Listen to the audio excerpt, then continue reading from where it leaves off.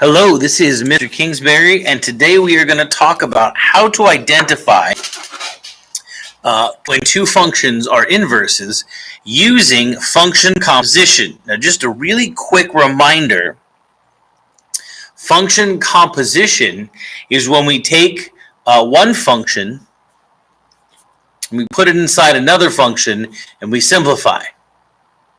So instead of just having one function where you're putting numbers in and getting numbers out, now we've got two functions and we're using both of them. Now you can use them separately or you can use them all together. I like to use the metaphor of washer and dryer, if you will. So you can just wash stuff if you want, or you can just dry stuff if you want. A lot of times we use them together, right? You put dirty, dry clothes into the washer. When they come out, they're clean, but they're wet, so you put them in the dryer. The dryer dries them, and they come out dry and clean. So you use the two together. Well, sometimes you don't have the space for two of them, so you can buy an all-in-one machine. And I have seen them. They do exist on the market. Machines that you can both wash and dry in.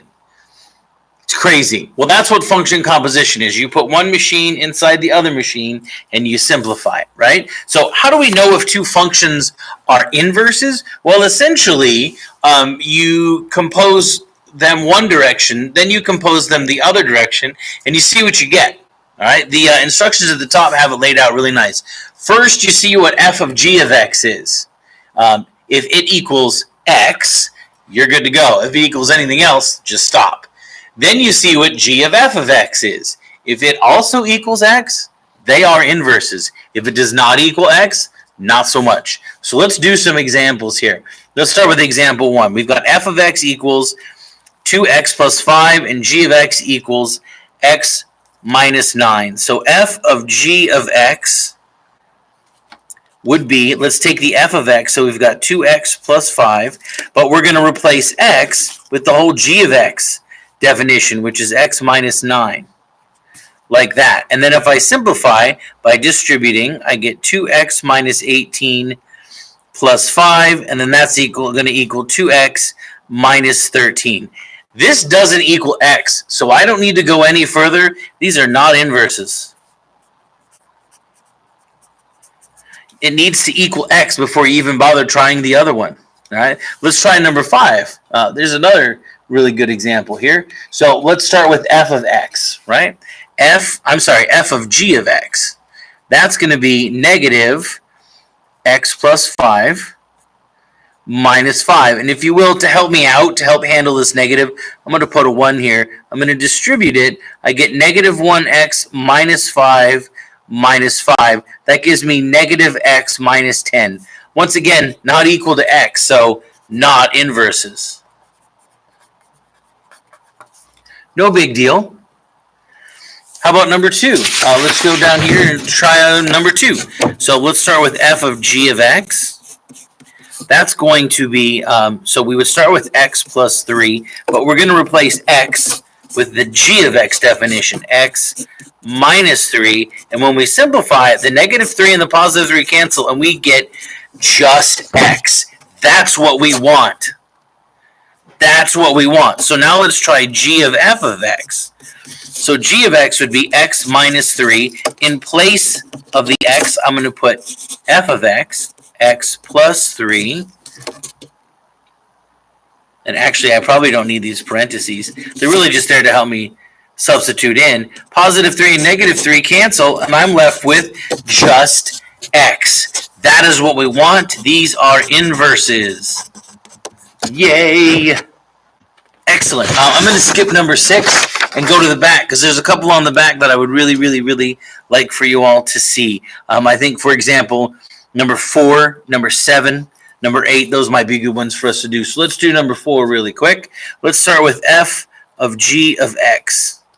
That's going to be, f of x is x cubed. So I'm going to put my g of x definition in there, which is the cube root of x minus 8. And I will cube it plus 8. And if I simplify, the cube root of x minus 8 cubed is x minus 8. The cube root and the cube cancel, and they leave me with x minus 8. And don't forget that I'm adding 8 on there. Look, minus 8 and plus 8 cancel. That's good. I got an x. That's what I want. Let's try this next one. We've got g of f of x. Let's see if this works. If it does, we have inverses. So g of x is the cube root of x minus 8, only this time we're going to put x cubed plus 8 in place of the x. And then don't forget that there's a minus 8 on the end, right? This is where the x was. We're replacing it. Now look, the plus 8 and the minus 8 cancel. And I'm left with the cube root of x cubed, which is just x. That is what we want. These are inverses. Boom shakalaka. I love it. All right, how about number 7? Check out number 7. Let's go with f of g of x. That's going to be 3 times 1/3 x. Well, that just ends up being x because 3 times 1/3 is 1. Somehow I got 2 sets of parentheses that I don't need. Anyway, g of f of x will be 1/3 of 3x, which is also x. So these are inverses. See? That's how it works. And we're kind of keeping it a little simple here. Last one, and I'm going to let you go. We've got 2x plus 5 is f of x. G of x is defined as x minus 5 over 2. So f of g of x would be 2 times x minus 5 over 2 plus 5. The 2's here cancel, and I'm left with x minus 5 plus 5. And the minus 5 and the positive 5 cancel. That's x. That works. Oh, this is good. Let's try the other way. G of f of x. So that would be, we would do x minus 5 on top here. But instead of x, we'll put 2x plus 5. That's the f of x definition. Minus 5, then that's over 2. Look, the positive 5 and the negative 5 cancel, so I'm left with 2x over 2. And then the 2's cancel.